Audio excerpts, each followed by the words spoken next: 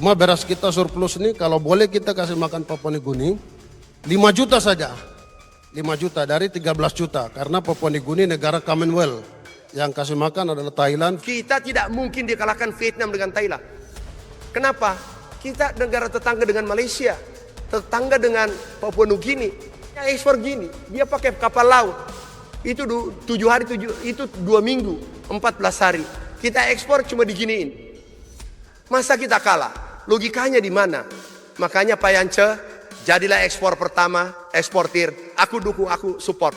Mandat besar itu datang pada sebuah momentum penting ketika Indonesia tengah menghadapi tantangan global terkait ketahanan pangan. Presiden Prabowo Subianto memberikan arahan langsung kepada Menteri Pertanian, sekaligus Kepala Badan Pangan Nasional, Amran Sulaiman. Arahan itu berupa tugas untuk membangun lahan pertanian seluas 1 juta hektar di Papua Selatan dan menjadikannya pusat produksi beras terbesar di dunia. Amanat ini tidak hanya menggambarkan target besar, tetapi juga menggambarkan visi jangka panjang untuk menempatkan Indonesia pada posisi strategis dalam kancah global sebagai salah satu kekuatan pangan dunia. Sejak awal, Amran menyadari bahwa tugas ini bukan tugas biasa.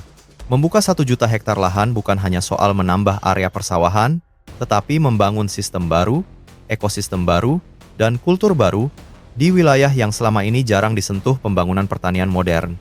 Di dalamnya terdapat kebutuhan untuk membangun infrastruktur, memperkuat sumber daya manusia, menghadirkan teknologi, dan memastikan bahwa masyarakat lokal menjadi bagian utama dalam prosesnya. Mandat tersebut memperlihatkan bahwa pemerintah ingin memberikan lonjakan besar, bukan sekadar peningkatan bertahap. Papua Selatan dipilih bukan tanpa alasan. Wilayah itu memiliki hamparan lahan luas, datar, dan relatif belum digunakan untuk produksi pertanian berintensitas tinggi. Dengan perencanaan matang, wilayah ini dapat menjadi pusat produksi yang mampu memasok kebutuhan nasional sekaligus membuka peluang ekspor ke berbagai negara. Namun sebelum proses pembangunan dimulai, ada tantangan besar yang harus dihadapi. Selama bertahun-tahun, banyak laporan menyebutkan bahwa Merauke dan daerah sekitar tidak cocok untuk tanaman pangan, terutama padi.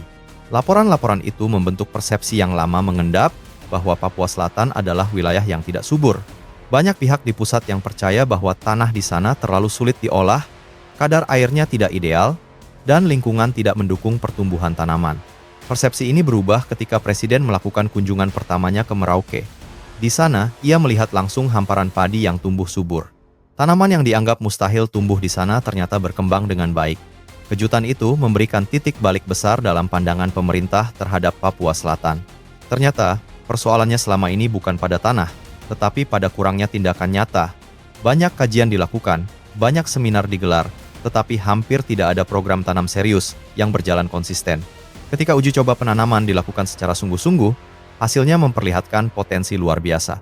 Petani lokal yang sebelumnya hanya menanam 1 kali dalam setahun kemudian, mampu menanam hingga 3 kali setelah mendapatkan pendampingan dan alat yang memadai.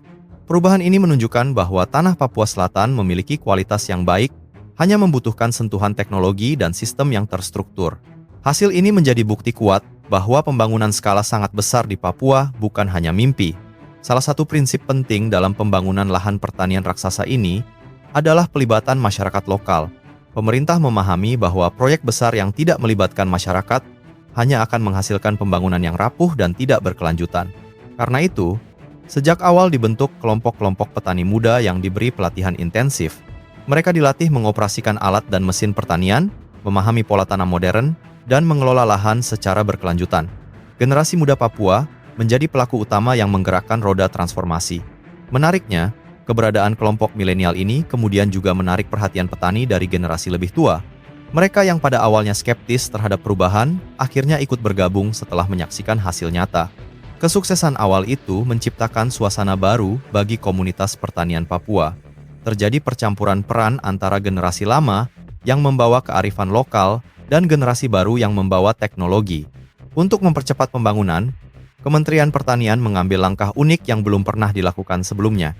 Alat dan mesin pertanian yang berukuran besar dan jumlahnya sangat banyak diangkut menggunakan kapal tempur. Langkah ini ditempuh karena akses logistik ke Papua memiliki banyak keterbatasan. Menggunakan kapal biasa membutuhkan waktu lama dan kapasitasnya tidak memadai. Kapal tempur yang digunakan mampu membawa mesin besar seperti traktor, combine harvester, rice transplanter, drone pertanian, dan alat irigasi berat yang dibutuhkan untuk mengolah lahan dalam skala sangat besar. Setiba di Papua, seluruh alat itu dibagikan secara gratis kepada para petani. Kebijakan ini segera memberikan perubahan signifikan. Para petani yang semula bekerja dengan metode tradisional, kini dapat bekerja dengan mesin modern yang mempercepat proses pengolahan lahan, penanaman, dan panen. Produktivitas meningkat drastis. Biaya produksi menjadi jauh lebih efisien. Hasil panen bertambah berkali-kali lipat. Dalam hitungan bulan, pendapatan petani meningkat hingga puluhan juta rupiah per bulan, melampaui pendapatan banyak pekerja profesional di kota-kota besar. Kenaikan pendapatan ini mengubah cara masyarakat memandang pertanian. Pertanian yang sebelumnya dianggap sebagai pekerjaan berat dan tidak menguntungkan, kini menjadi sektor ekonomi yang menjanjikan. Anak-anak muda yang sebelumnya enggan bekerja di bidang pertanian mulai melihat peluang besar di dalamnya. Mereka tertarik bukan hanya karena pendapatannya tinggi, tetapi juga karena pertanian modern memerlukan penguasaan teknologi yang relevan dengan minat mereka. Transformasi ini memperlihatkan bahwa sektor pertanian dapat menjadi tempat inovasi. Drone digunakan untuk memantau kondisi lahan secara real-time. Mesin tanam otomatis memastikan jarak tanam tepat. Aplikasi digital dipakai untuk menganalisis kebutuhan pupuk, air, dan tingkat kesuburan tanah. Konsep pertanian presisi mulai diterapkan di Merauke, sesuatu yang dulu dianggap terlalu futuristik bagi wilayah timur Indonesia. Seiring berjalannya program, dampak sosial ekonomi mulai terasa.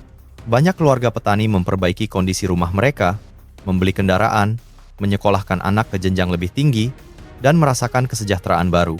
Roda ekonomi lokal berputar lebih cepat, toko-toko peralatan pertanian, bengkel mesin, dan usaha kecil lainnya bermunculan mengikuti pertumbuhan aktivitas pertanian. Wilayah yang dulu sepi dan dianggap tidak memiliki potensi, kini menjadi salah satu pusat kegiatan ekonomi yang dinamis.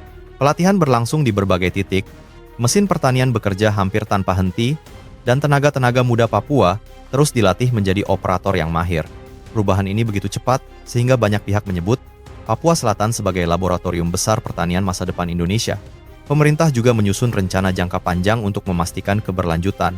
Lahan dibuka secara bertahap agar tidak mengganggu ekosistem. Infrastruktur pendukung seperti irigasi, jalan produksi, gudang penyimpanan, dan pelabuhan kecil dirancang agar mendukung aktivitas pertanian dalam jangka panjang.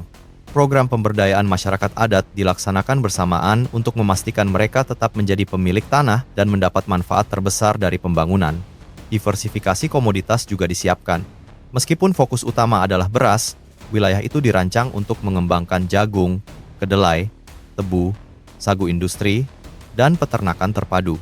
Dengan diversifikasi ini, Papua Selatan tidak sekadar menjadi lumbung beras, tetapi pusat agribisnis modern yang lengkap. Jika seluruh rencana berjalan sesuai jadwal, dampaknya akan terasa tidak hanya untuk Papua, tetapi juga bagi Indonesia secara keseluruhan. Ketergantungan pada impor dapat ditekan. Indonesia bahkan berpotensi menjadi eksportir pangan dalam skala besar. Lebih dari itu, kesenjangan pembangunan antara timur dan barat Indonesia semakin menyempit. Papua bukan lagi dipandang sebagai daerah tertinggal, melainkan pusat pertumbuhan baru. Pembangunan ini juga membawa pesan penting bahwa perubahan besar dapat terjadi ketika keberanian politik bertemu dengan eksekusi teknis yang tepat. Proyek 1 juta hektar di Papua Selatan mengajarkan bahwa laporan pesimistis bukan akhir dari segalanya. Ketika tanah yang dianggap tidak subur diberi kesempatan, ia justru menunjukkan hasil yang tidak pernah diduga sebelumnya. Pada akhirnya, program ini bukan hanya tentang pertanian, ia adalah tentang transformasi mental, tentang memberikan kepercayaan kepada daerah yang selama ini sering disalahpahami, dan tentang membuktikan bahwa Indonesia bisa melakukan lompatan besar. Papua Selatan kini berdiri sebagai simbol harapan baru, tempat di mana masa depan pangan Indonesia dibangun dengan tekad, teknologi, dan keberanian untuk melangkah melampaui batas persepsi lama.